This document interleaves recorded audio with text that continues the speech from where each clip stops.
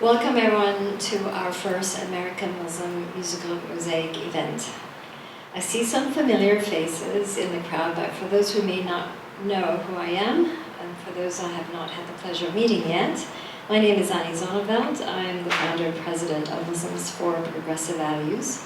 Our mission is to inculcate a culture of human rights and social justice in societies through advocacy, public education, and the arts. We carry out this mission in Los Angeles, which is our home base, but also in our community chapters in San Francisco, Chicago, Boston, New York, Washington, D.C., and affiliates in 16 countries. Yes, we've come a long way, Nabucco. When I speak of culture as part of our mission, I refer to everything that is not human nature. Like human nature, culture is a stubborn thing to change, requiring a very slow process, but a process that, once accomplished, is deeply rooted and not fleeting.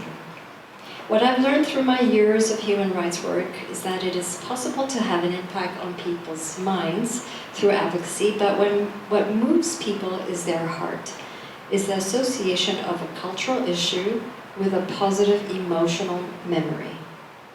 One of the reasons we created this Mosaic project was to also hark back to our rich musical heritage, which has been largely erased by the colonialism of Saudi culture in Muslim societies. Emotional memories are often made, but I like to relate them to how I feel when I hear a song. I'm sure many of you will recall with vivid emotion and imagery that feeling you get when you hear certain songs. For me, when I listen to Louis Armstrong's What a Wonderful World, I see my father sing at the top of his lungs in our living room, dressed in his white singlet or t-shirt and a sarong. That emotional memory makes me smile, while other emotional memories that music evokes bring me to tears. This event, then, is the beginning of what I would consider to be the creation of a positive emotional memory through music, not only for American Muslims, but for all of us. However, in order to do that in a way that is authentic and considerate of the very first Muslims on our shores, who were captured from their homelands and enslaved to develop this land we sit on today, we hope to anchor it in our history. We have to recognize our rich musical heritage, starting from the music sensibilities the enslaved brought with them to America, to the diverse musical traditions of American Muslims from all over the world. How do we create something uniquely American and Muslim? One that resonates for everyone, that is both inclusive and celebrative. For us at MPV, the obvious solution was to invite a diverse cohort of historians, cultural innovators, and musicians together to answer that question. I'd like to briefly introduce you to the very special members that make up this cohort tonight.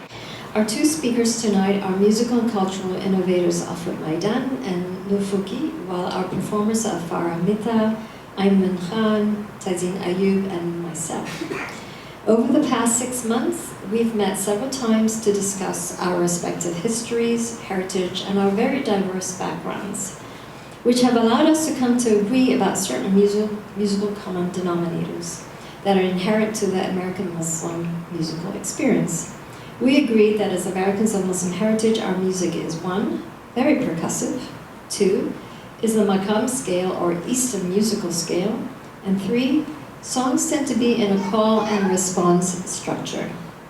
This afternoon, we'll be weaving in performances through different genres as we explore what these denominators make possible. And we invite you to participate in the singing in the call and response song structure.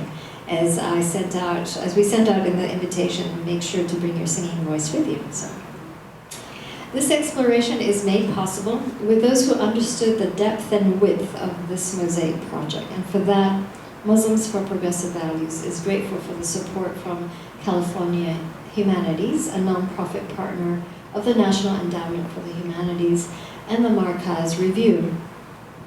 We also want to thank our many donors, especially our friends Jim Kaufman and Mars Attar.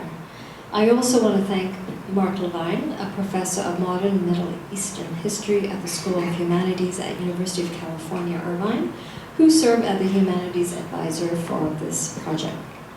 May you leave today with a positive emotional memory of this event, and may you join us again in future.